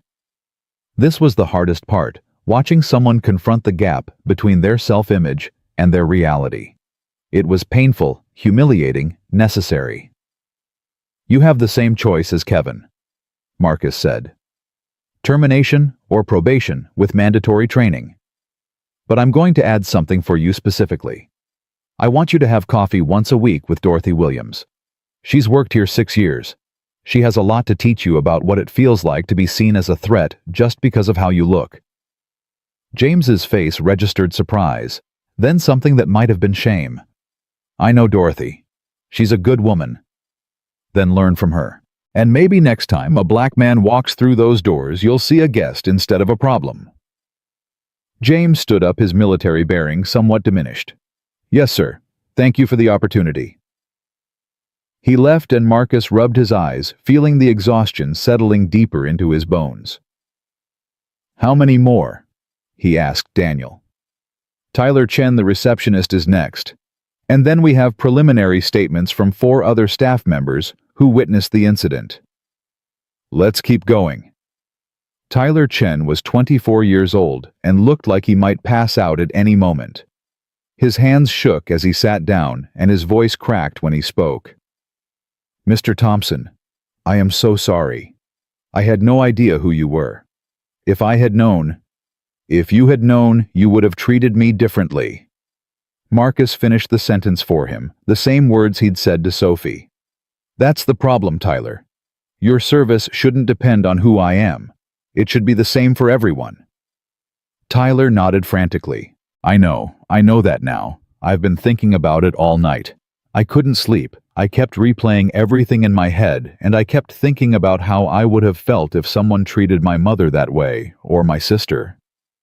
And how would you have felt? Angry, humiliated, like I wanted to burn the place down. Now you understand how I felt. Tyler's eyes filled with tears. He wiped them away quickly, embarrassed. "I'm not a bad person. I swear I'm not. I got caught up in the culture here. Everyone talks about the VIP guests, the big spenders, the people who matter. And somewhere along the way, I started thinking that meant everyone else didn't matter. I didn't even realize I was doing it until yesterday." Marcus studied the young man's face, searching for sincerity. What he saw was someone who was genuinely shaken, genuinely confronting his own failures for perhaps the first time in his life. "Tyler, how long have you worked here?" 14 months. "And in 14 months, did anyone ever tell you that all guests deserved equal treatment?" Tyler hesitated. "I went through the training when I started, the modules about customer service and anti-discrimination, but after that," he trailed off. "After that, it was just about hitting numbers. Room bookings, upsells, VIP satisfaction scores. Nobody talked about regular guests. Nobody seemed to care about them." Marcus filed that information away. It confirmed what he'd suspected: the training existed, but it wasn't reinforced. The values were written in manuals that nobody read after their first week. The real culture, the day-to-day reality, was shaped by metrics that prioritized wealthy guests over everyone else. That had to change. "You're on probation," Marcus told Tyler. "Same terms as the others. Complete the training, demonstrate real change, and you keep your job. But I'm also going to ask you to be part of a working group that redesigns our guest service standards. I want people who've seen the problem from the inside helping to fix it." Tyler looked stunned. "You want my help?" "After what I did. You made a mistake. Now you have a chance to make sure others don't make the same one. Are you willing to do that?" "Yes, absolutely yes. I won't let you down." Marcus hoped that was true. He'd given chances to people before, and sometimes it worked out. Sometimes it didn't. But he believed in the possibility of change even when the evidence argued against it. It was nearly noon by the time the interviews concluded. Marcus had spoken to 9 employees in total, hearing variations of the same story. Assumptions made biases, unexamined a culture that rewarded service to the wealthy and ignored everyone else. Only 2 of them had been terminated outright. One was a bartender who'd made a racist joke about Marcus in the staff break room the night before, apparently unaware that the story had already spread about who the scruffy guy in the lobby really was. The other was a supervisor who had been named in multiple guest complaints over the past 2 years and had somehow avoided any consequences. The rest were on probation, their futures dependent on whether they could actually change. Daniel walked Marcus back toward the elevator, summarizing the findings. "The pattern is clear, sir. There's been systematic preferential treatment for high-spending guests, combined with dismissive or hostile treatment for guests perceived as less valuable. Most of the staff didn't think of it as discrimination, they thought of it as good business. Prioritize the people who spend money, ignore the people who don't." "And how did they decide who was spending money?" Daniel hesitated. "Appearance mostly. Clothes, luggage, cars in the parking lot. And yes, race was a factor. Not always explicit, but it was there." Marcus stopped walking. He stood in the middle of the hallway, feeling the weight of everything he'd heard settling onto his shoulders. He'd built this place with his own money, his own vision, his own sweat. He'd written policies specifically designed to prevent exactly this kind of thing. And somehow, despite all of that, his resort had become a place where people like him were made to feel unwelcome. How did this happen, Daniel? His voice was quiet, more tired than angry. How did we get here? Daniel took a long moment before answering. I think the policies were there, but the follow-through wasn't. We hired people, trained them once, and then assumed they'd internalize the values. We didn't check. We didn't monitor. We let the metrics drive behavior without asking what kind of behavior they were driving. And when complaints came in, we addressed them individually. Coaching sessions, reminder slaps on the wrist. We never looked at the pattern. We never asked if there was a systemic problem. It was easier to treat each incident as isolated. Until it wasn't isolated anymore. Until yesterday. Yes. Marcus started walking again, his footsteps heavy on the carpet. He reached the elevator and pressed the button, watching the numbers descend toward his floor. I want a complete overhaul, he said. New training programs, new metrics, new accountability structures. I want mystery shoppers of every race and background testing our service monthly. I want anonymous reporting channels for staff who witness discrimination. I want it to be impossible for this to happen again. That's going to take time and resources, sir. A lot of both. Then we spend the time and resources. What happened yesterday cost us a lot more than money. It cost us our integrity. And I'm going to get it back whatever it takes. The elevator doors opened and Marcus stepped inside. He turned to face Daniel one last time. Thank you for your honesty today. It couldn't have been easy to acknowledge failures under your watch. Daniel's face was somber. It wasn't easy, but it was necessary. I failed you, Mr. Thompson. I failed the guests who came here expecting to be treated with dignity. I won't fail again. The doors closed, and Marcus rode up to his floor alone. Back in his room, he stood at the window and looked out at the ocean. The waves rolled in steady and patient, indifferent to the storms that raged on land. Somewhere out there, his son was counting down the days until Saturday. Counting down the hours until he could see his dad build sandcastles, chase waves, have the best vacation ever. Marcus was going to make sure that happened. No matter what else was going on, no matter how heavy the weight on his shoulders, he was going to be present for his son. But first he had one more thing to do. He pulled out his phone and found Sophie Langford's number in the HR file Daniel had sent him. His finger hovered over the call button for a long moment. What was he going to say? What could he possibly say that would matter? He pressed the button and waited. Sophie answered on the fourth ring, her voice hoarse and wrecked. Hello? Sophie, it's Marcus Thompson. A sharp intake of breath. Then silence.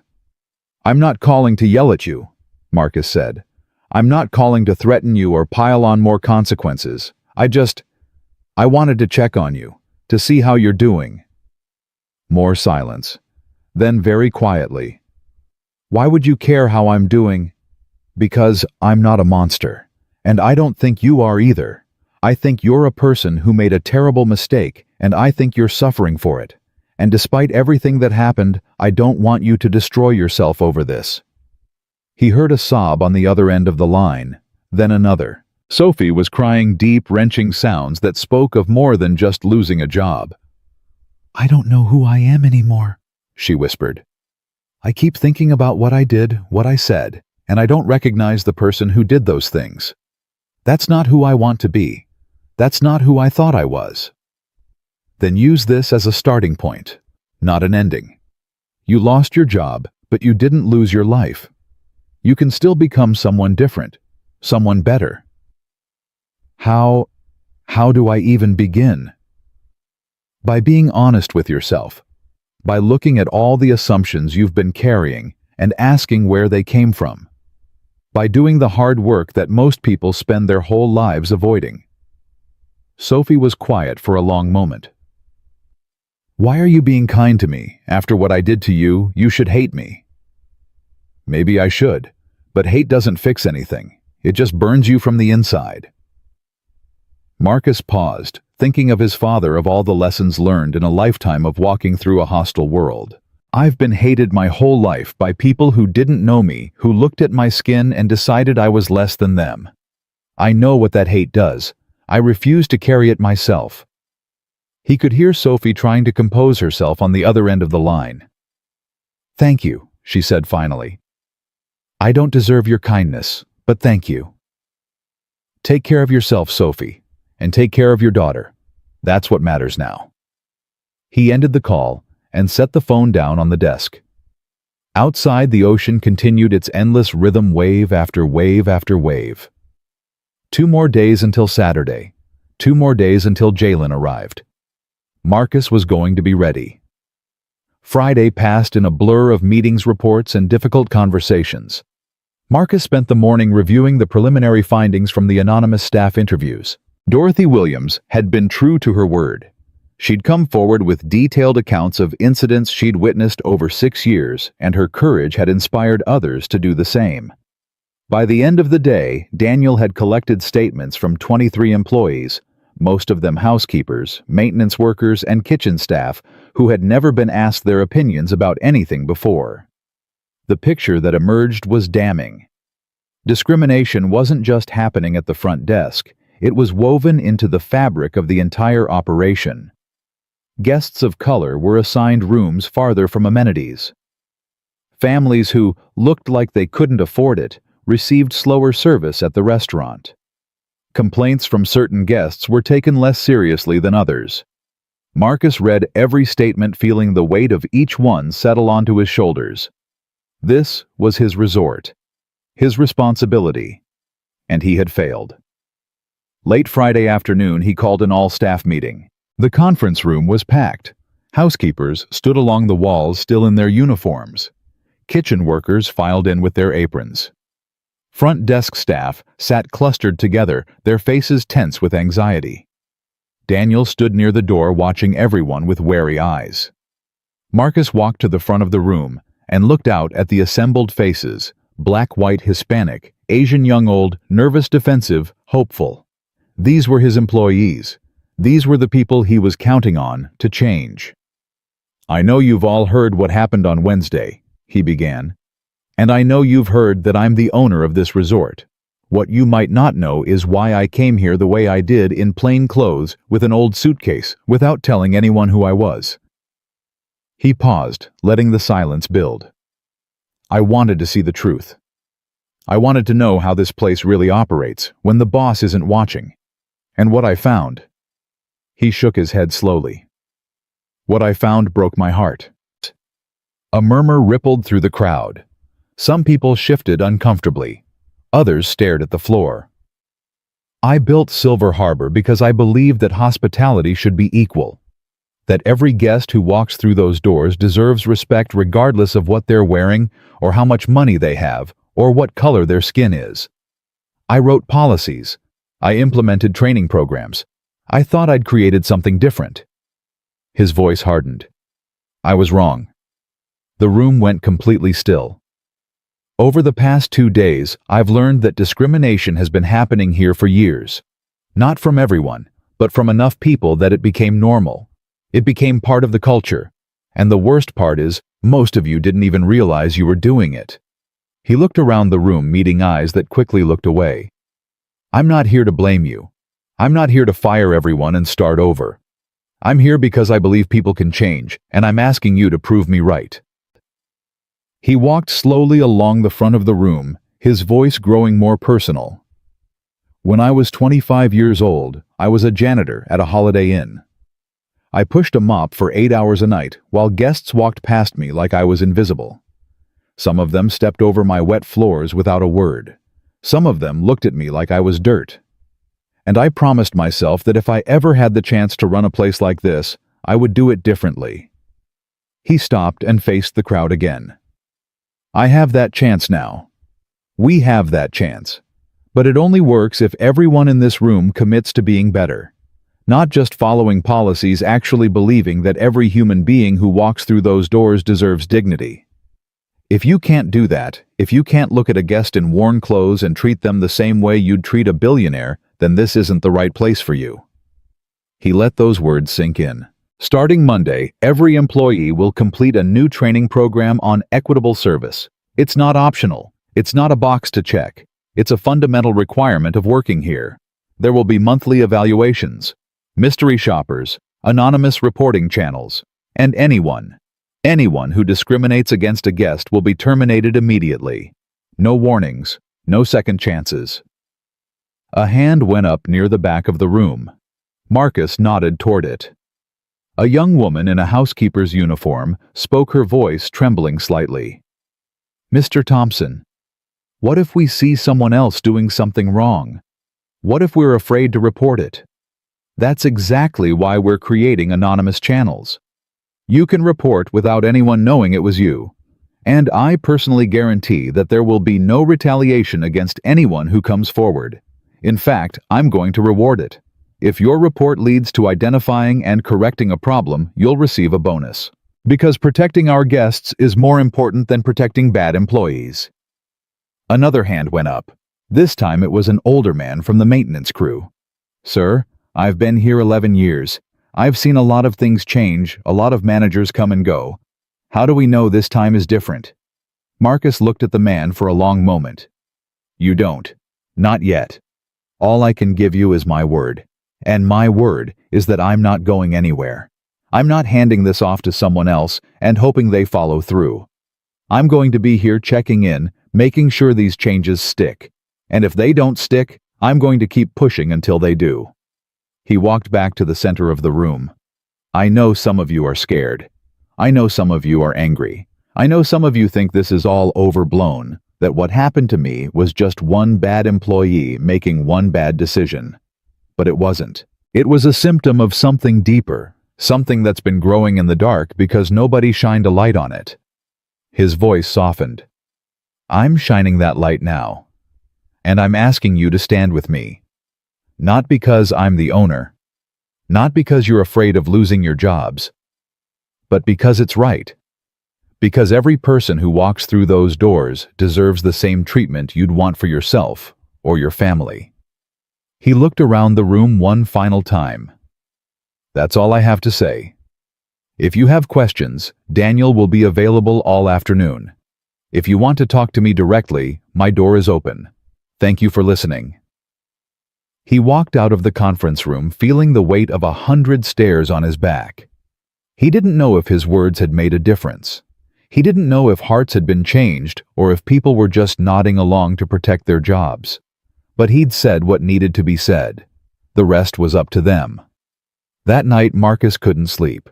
He lay in bed staring at the ceiling, his mind racing through everything that had happened, everything that still needed to happen. The investigation wasn't complete. The new training programs hadn't been designed yet. The culture he was trying to build was still just words on paper. And tomorrow, his son was coming.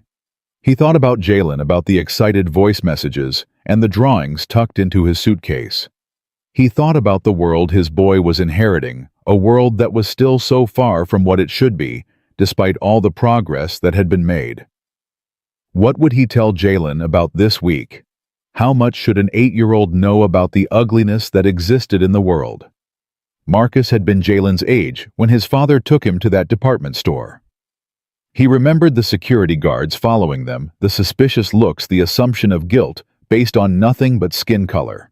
He remembered asking his father why it happened, and his father's tired, sad response, "Because some people can't see past the color, son.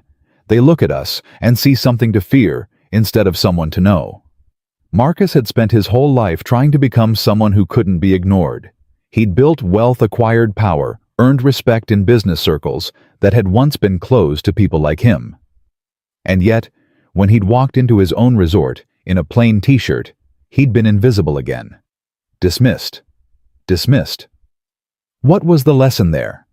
That success didn't protect you, that no amount of money could change how some people saw you, that the fight was never really over.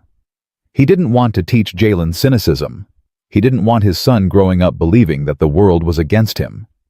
But he also didn't want to lie to pretend that everything was fine when it clearly wasn't. The balance was impossible. Every black parent in America struggled with it. How much truth to tell? How much hope to preserve? How to prepare your child for a world that might hurt them without making them bitter before they'd even had a chance to live? Marcus finally fell asleep sometime after 3 a.m., his dreams filled with waves and sandcastles and a little boy's laughter. Saturday morning arrived in a blaze of sunshine. Marcus woke early despite his restless night, his body buzzing with anticipation. He showered, dressed in shorts and a casual polo, and went downstairs for breakfast. The lobby felt different today, or maybe he was just seeing it differently. Staff members greeted him with careful smiles, their eyes watchful, their service precise. He couldn't tell if it was fear or genuine effort, maybe both. Maybe that was how change started, with people trying so hard to do the right thing that eventually it became natural. He ate quickly and checked his phone. Jalen's grandmother had texted, "On the road, ETA 11:30. Someone is very excited." Marcus smiled and typed back a heart emoji. Then he went outside to wait. The car pulled up at exactly 11:42. Marcus saw his son's face pressed against the window. Before the vehicle even stopped, eyes wide with excitement, mouth moving in what was probably a stream of continuous chatter. The door flew open before the grandmother could even put the car in park, and Jalen came rocketing across the pavement like a small, enthusiastic missile. "Daddy!" Marcus dropped to one knee, just in time to catch the full force of his son's hug. Jalen's arms wrapped around his neck, squeezing tight, and Marcus buried his face in the boy's hair, breathing in the familiar smell of children's shampoo and barely contained energy. "Hey, buddy, I missed you." "I missed you too. Is this the hotel? It's so big. Can we go to the beach now? I brought my boogie board. Grandma said I could only bring one bucket, but I snuck two in my backpack. Don't tell her, okay?" Marcus laughed, the first real laugh in days. "Your secret's safe with me." Jalen pulled back just far enough to look at his father's face. His small features scrunched with concern. "Daddy, are you okay? You look tired." Trust a child to see what adults tried to hide. "I'm fine, buddy. Just been a busy week, but I'm all yours now. No work, no phone calls, just us."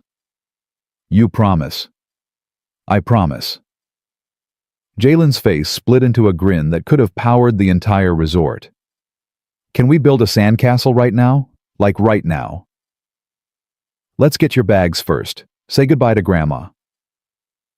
Jalen ran back to the car where his grandmother was slowly extricating herself from the driver's seat. She was in her late 60s, a retired teacher with gray-streaked hair, and the kind of patient wisdom that came from decades of managing children. She'd been Denise's mother, and after the cancer took her daughter, she'd stepped in to help Marcus raise Jalen with a fierce, unconditional love. "Thank you for bringing him," Marcus said, embracing her. "Like I could have stopped him." She pulled back and studied his face with the same perceptive concern her grandson had shown. "You look exhausted, Marcus. What happened?" "Long story. I'll tell you later." Her tone said she knew there was more to it, and she'd be expecting that story. "You sure you're okay?" "I will be. Having him here." Marcus looked at Jalen, who was now dragging his suitcase toward the entrance with determined effort. "That's the best medicine." The grandmother followed his gaze and smiled softly. "He's been talking about this trip for weeks. Every night at dinner, it was, 'Daddy this and Daddy that.' You're his whole world, you know." "He's mine too."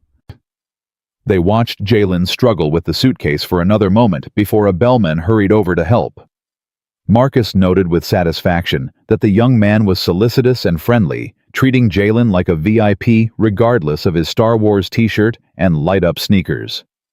Small victories.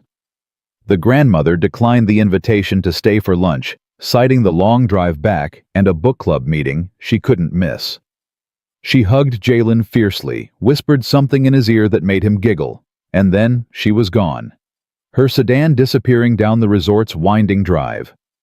"Okay, buddy." Marcus took his son's hand. "Let's get you settled in, and then we can hit the beach."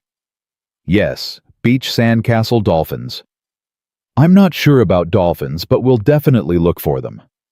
They walked into the lobby together, father and son, and Marcus felt something loosen in his chest. This was why he'd built all of this. Not for the money, not for the power, but for moments like this. The chance to give his son experiences, memories, a foundation of love and security that would carry him through whatever challenges life threw his way. The afternoon that followed was exactly what Marcus needed.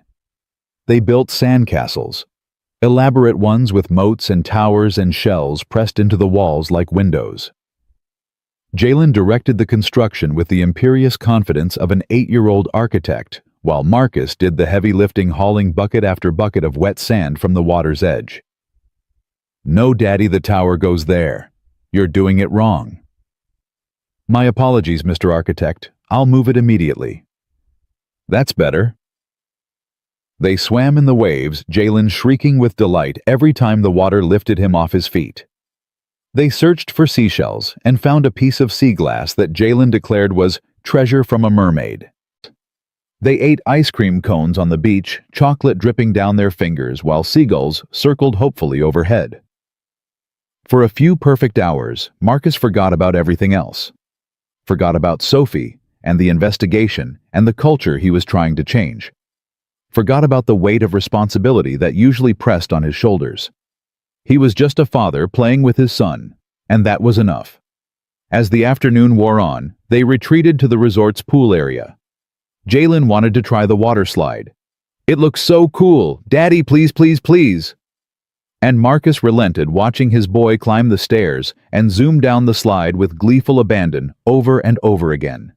He was sitting on a lounge chair, half watching Jalen and half lost in his thoughts, when a familiar voice spoke beside him. "Mr. Thompson." He looked up. Dorothy Williams stood there, not in her housekeeping uniform, but in regular clothes, a simple dress and sandals, her gray hair down around her shoulders. She looked different out of uniform, younger somehow, less burdened. "Dorothy, please sit down." She settled into the chair beside him, her eyes following Jalen as he climbed the slide stairs again. "That your son?" "That's him, Jalen. He's 8. "Beautiful boy," she smiled softly. "Reminds me of my grandson at that age. All energy, no off switch. That's Jalen in a nutshell." They sat in comfortable silence for a moment, watching the children play. Then Dorothy spoke again, her voice thoughtful. "I heard your speech yesterday, the all-staff meeting. What did you think?" "I think you meant every word, and I think that scares some people." "Scares them how?" Dorothy considered the question. "Change is hard, especially for folks who've been doing things a certain way for a long time. Some of them don't want to admit they've been doing it wrong. Some of them don't even think they've been doing anything wrong, they just think that's how the world works. And you, what do you think?" "I think the world works however we make it work, and I think it's about time someone made it work better." Marcus nodded slowly. "I hope I can. I hope this isn't just words that fade away once I'm not here watching." "It won't fade if you don't let it."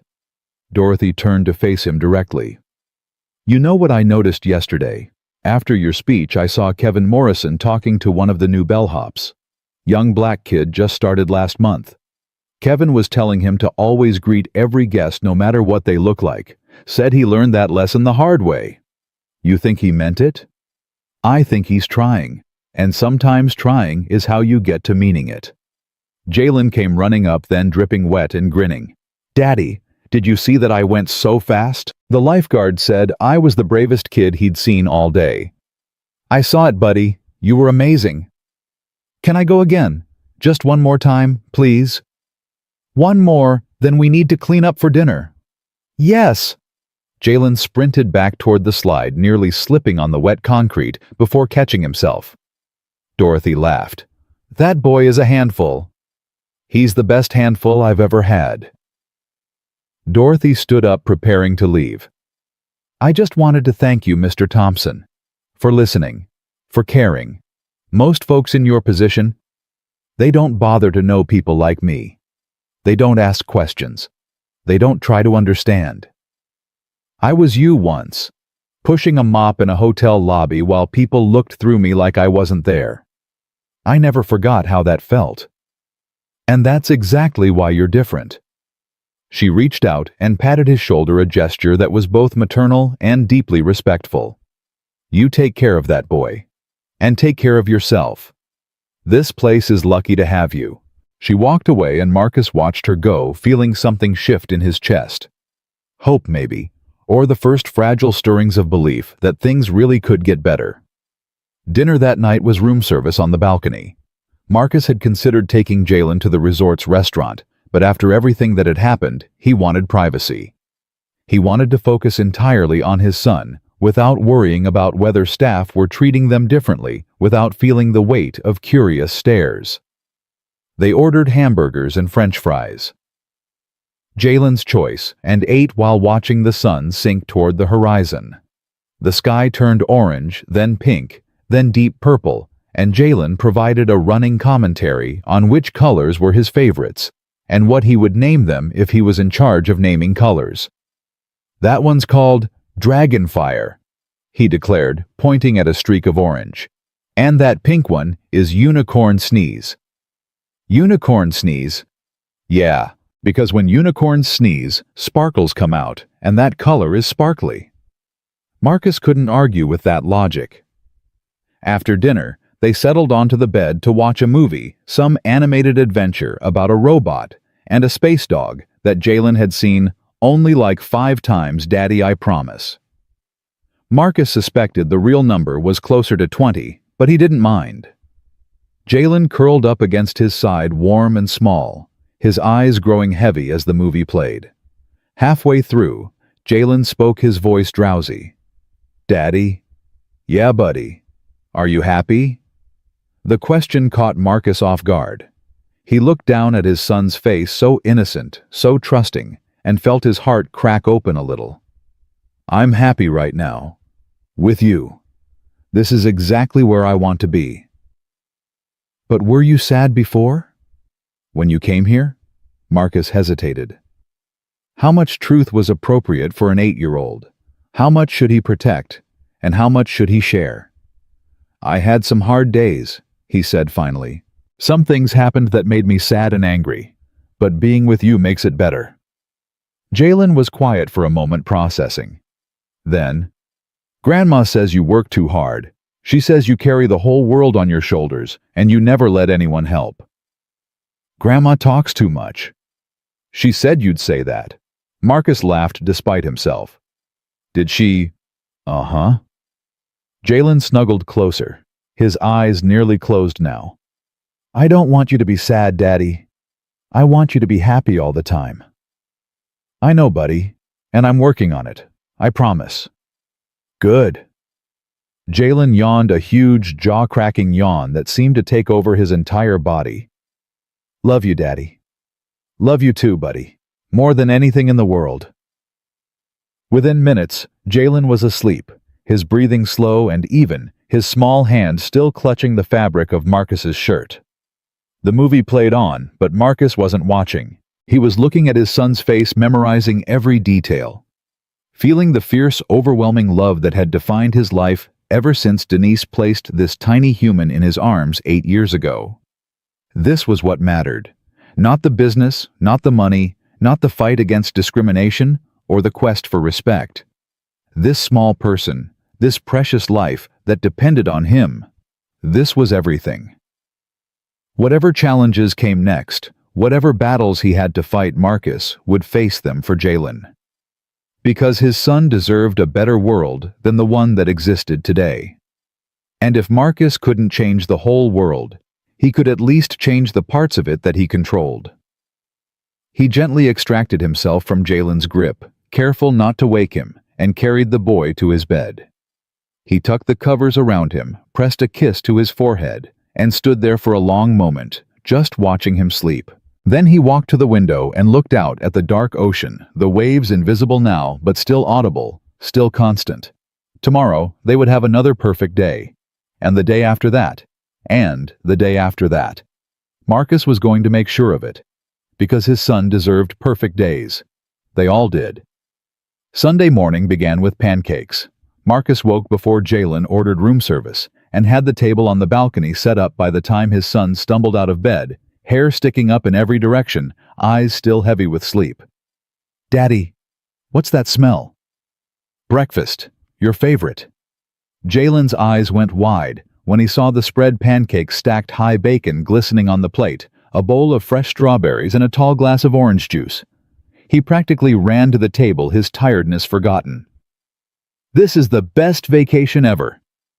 They ate together, watching the morning sun paint the ocean in shades of gold. Jalen talked nonstop about the sandcastle they'd built yesterday, about the water slide, about the treasure piece of sea glass he'd hidden in his suitcase. Marcus listened to every word, savoring the simple joy of his son's voice. After breakfast, they headed back to the beach. Jalen wanted to build an even bigger sandcastle, the biggest one in the whole world, and Marcus was happy to oblige. They worked side by side, digging and shaping, while the waves rolled in and out just a few feet away. Midway through construction, Jalen looked up with a thoughtful expression. "Daddy?" "Yeah, buddy."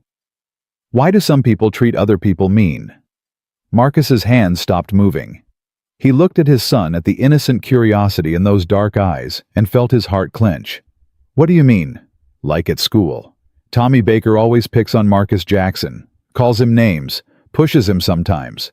Mrs. Henderson says it's wrong, but Tommy keeps doing it anyway." Jalen frowned, working through the problem in his mind. "I don't understand why. Marcus Jackson is nice. He shares his crayons with everyone." Marcus sat back on his heels, the sandcastle temporarily forgotten. This was the conversation he'd been dreading and hoping for, all at once, the chance to help his son make sense of a world that often didn't make sense at all. "Some people are mean because they're scared," he said slowly. "They see something different about another person, maybe the way they look, or where they come from, or how much money their family has, and instead of being curious or kind, they get scared. And scared people sometimes do mean things." Jalen considered this. But why would Tommy be scared of Marcus Jackson? Marcus isn't scary. He's smaller than everyone. It's not about being scared of that person specifically. It's about being scared of different. Some people grow up learning that different is bad, that people who don't look like them or act like them are somehow less important. And when you believe that you treat people badly without even thinking about it, that's dumb. Marcus couldn't help but smile. "Yeah, buddy, it is dumb. But it happens a lot, even with grown-ups, even with people who should know better." Jalen was quiet for a moment, drawing patterns in the wet sand with his finger. Then he asked the question Marcus had been expecting. "Does that ever happen to you, Daddy? Do people treat you mean because you look different?" Marcus took a deep breath. How much truth was too much? How much would help and how much would hurt? "Sometimes," he admitted. "Not everyone. Most people are good, and they treat me with respect. But sometimes I meet people who look at me and see only my skin color. They decide I don't belong somewhere, or I'm not as important as other people, just because of how I look." Jalen's face clouded with distress. "That's not fair. You're the best person I know." "Thank you, buddy. But here's the thing, what those people think doesn't change who I am. Their meanness doesn't make me less. It just makes them wrong. But doesn't it make you sad?" Marcus reached out and put his hand on his son's shoulder. "Sometimes, but mostly it makes me determined. Determined to prove them wrong. Determined to build things that show what I'm capable of. And determined to raise you to be the kind of person who treats everyone with respect no matter what they look like." Jalen nodded seriously, as if accepting a sacred mission. "I already do that. I share my crayons with everyone, even Tommy Baker, even though he's mean. That's my boy. And when I grow up, I'm going to be like you. I'm going to build stuff and help people and not let anyone tell me I can't." Marcus felt tears prick at the corners of his eyes. He pulled Jalen into a tight hug, holding his son against his chest, feeling the rapid beat of that small heart. "You're already on your way, buddy. You're already the best person I know." They stayed like that for a long moment, father and son surrounded by sand and sea and the complicated, beautiful mess of the world. Then Jalen pulled back his eyes determined. Okay, let's finish this sandcastle. It needs to be the biggest one ever, so everyone can see it. Marcus laughed and picked up his bucket. You got it, boss. The rest of the day passed in a golden haze. They finished the sandcastle, which was indeed impressive, complete with a moat that actually held water, and a flag made from a stick and a napkin. They swam until their fingers pruned. They had lunch at the beach cafe where Jalen charmed the waitress into giving him an extra scoop of ice cream for dessert. In the afternoon, they went back to the pool, and Jalen convinced Marcus to race him down the water slide. Marcus lost, though he suspected he could have won if he'd really tried. The joy on his son's face was worth any number of defeats. By evening, they were both exhausted in the best possible way. They ordered pizza to the room and ate it in bed, watching another movie, this one, about a talking dog who saved the world from aliens. Jalen fell asleep before the ending, curled up against Marcus's side like a small, warm anchor. Marcus didn't move. He lay there in the dark, listening to his son breathe, thinking about everything that had happened since he'd arrived at this resort 5 days ago. He thought about Sophie Langford, about the slap that still felt like it had happened yesterday. He thought about Kevin Morrison and James Hendricks and Tyler Chen, about the interviews and the confessions, and the small, painful steps toward accountability. He thought about Dorothy Williams and her courage, about the anonymous statements from housekeepers and kitchen workers who had finally been given a voice. He thought about the culture he was trying to change, the policies he was implementing, the long road that still stretched ahead. And he thought about his father. James Thompson had died 7 years ago, just 6 months before Jalen was born. He'd never met his grandson, never seen what Marcus had built, never known that the boy who'd pushed a mop at a Holiday Inn would one day own resorts like this one. But Marcus carried his father with him every day, in the way he worked, in the values he held, in the determination to prove that where you started didn't have to define where you ended up. "I'm trying, Dad," he whispered into the darkness. "I'm trying to make you proud." There was no answer, of course, just the sound of waves outside the window and his son's steady breathing. But somehow Marcus felt heard. Monday morning arrived, and with it the end of the vacation. Jalen's grandmother came to pick him up at noon, and the goodbye was harder than Marcus had expected. Jalen clung to him, his small arms wrapped tight around his father's neck. "I don't want to go. I want to stay with you forever." "I know, buddy. I want that too. But you've got school, and I've got work, and we'll see each other again soon. I promise." "How soon?" "2 weeks. I'll come visit and we'll have another adventure." Jalen pulled back his eyes, searching Marcus's face for any sign of a lie. Finding none, he nodded reluctantly. "Okay, but you have to call me every night." "Every night. I promise. And send me pictures of the ocean." "Done." "And don't be sad." "Okay, I don't want you to be sad when I'm not here." Marcus felt his heart crack all over again. "I'll try, buddy. I'll try." The grandmother took Jalen's hand and gently guided him toward the car. At the door, Jalen turned back one more time. "I love you, Daddy, to the moon and back." "To the moon and back, buddy. To the moon and back." The car pulled away, and Marcus stood in the lobby watching until it disappeared from sight. The emptiness that settled over him was familiar. The particular loneliness of a single parent who loved his child more than anything but couldn't be with him all the time. He was still standing there when Daniel approached, tablet in hand, face carefully neutral. "Mr. Thompson, I'm sorry to interrupt, but there's something you should see." Marcus followed Daniel to the conference room, where the regional director pulled up a video on the large screen. It was security footage from the lobby, time-stamped Saturday morning. "This happened while you were at the beach with your son." The footage showed a family checking in, a young black couple with 2 small children. Marcus watched as they approached the front desk, where Tyler Chen was working. He braced himself for the worst, but what he saw was different. Tyler greeted the family with a genuine smile. He processed their check-in quickly, efficiently, and then came around the desk to help them with their luggage. He crouched down to talk to the children, pointing toward the pool area, making them laugh. He called over a bellman Kevin Morrison, Marcus noted, who took the bags with the same cheerful professionalism he'd shown to Jalen. The family walked away, smiling.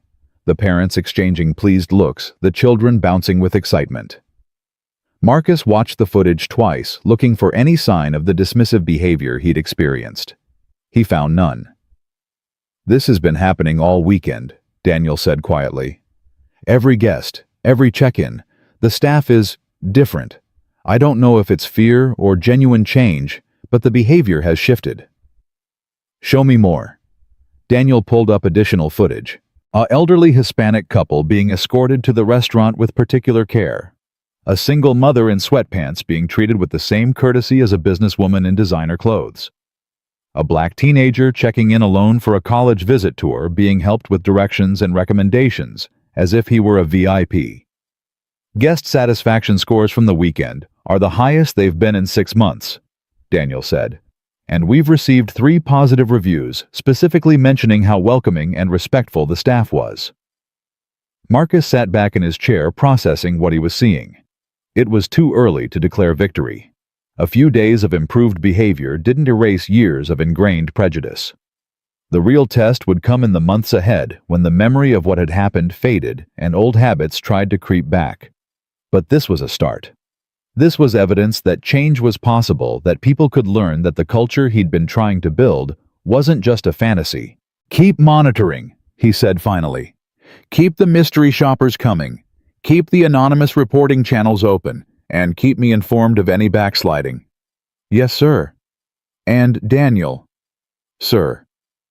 Thank you for being honest with me, for helping me see what was really happening here. I know it wasn't easy." Daniel's face softened slightly.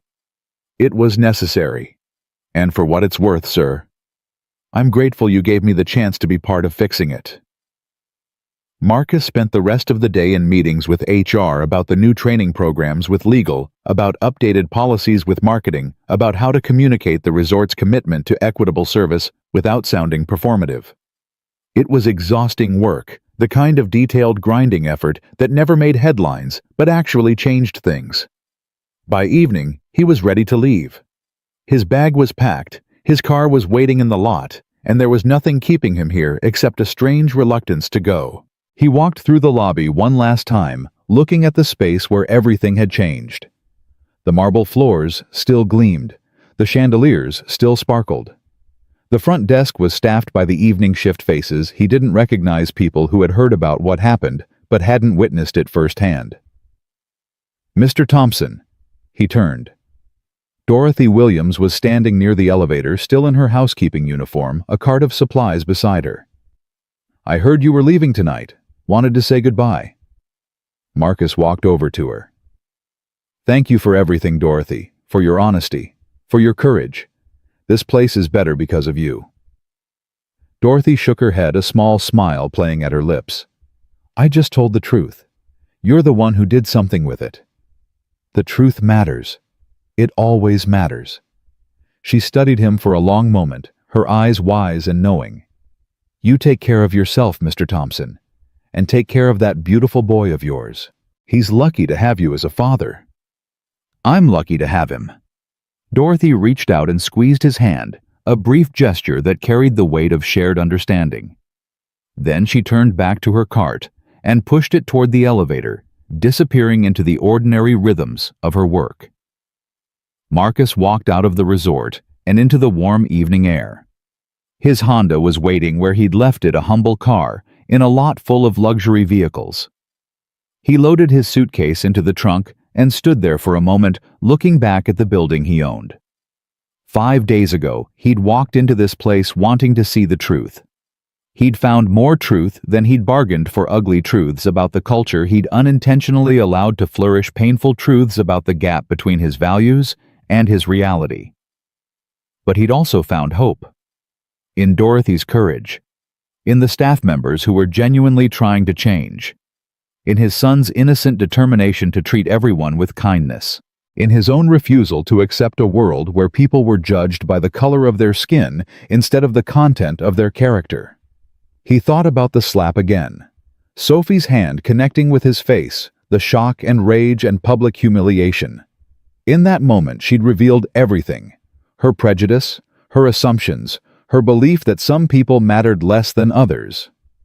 But she'd also given him a gift, a catalyst, a reason to stop assuming and start examining, to stop hoping and start acting. Without that slap, he might have checked in, enjoyed his vacation, and never known how broken things really were. Sometimes the worst moments open the door to the best changes. Marcus got in his car and started the engine. The highway stretched ahead of him, the same road he'd traveled 5 days ago. But everything felt different now. He was different. Tired and hopeful, angry and determined, grieving what had been lost and committed to what could be built. His phone buzzed. A text from Jalen sent from his grandmother's phone. "I miss you already, Daddy. Don't forget to call tonight. Love you to the moon and back and around again." Marcus smiled, feeling the warmth spread through his chest. He typed back quickly. "Miss you too, buddy. Calling at bedtime. Love you more than all the stars in the sky." He put the phone down and pulled out of the parking lot, leaving Silver Harbor Resort behind. But he wasn't really leaving. He would be back, checking in, monitoring progress, making sure the changes stuck. He would hold this place to the standard it was supposed to meet. The standard every place should meet. Because that was the work. Not a single dramatic moment, not a satisfying victory, but a long, slow grind toward something better. Day after day, decision after decision, conversation after conversation. It was the kind of work his father had done his whole life, showing up, pushing forward, refusing to accept less than dignity, even when the world tried to convince him he didn't deserve it. Marcus thought about Jalen again, about the conversation they'd had on the beach. His son would grow up in a world that was still imperfect, still struggling with the same prejudices that had plagued his father and grandfather. There would be Sophies and his future people who would look at him and see something less than human. But there would also be Dorothys.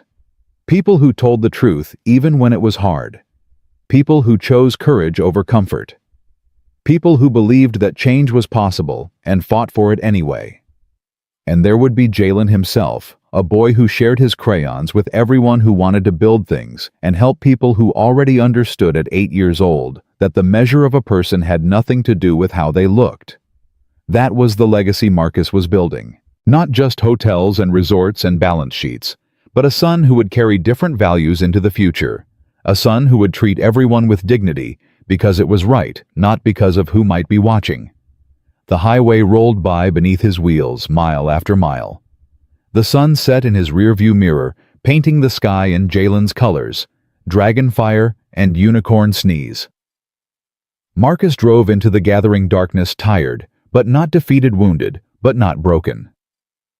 He thought about what he would say when he called his son tonight. He would tell him about the ocean at sunset. He would ask about school and friends and what adventures were planned for the week ahead.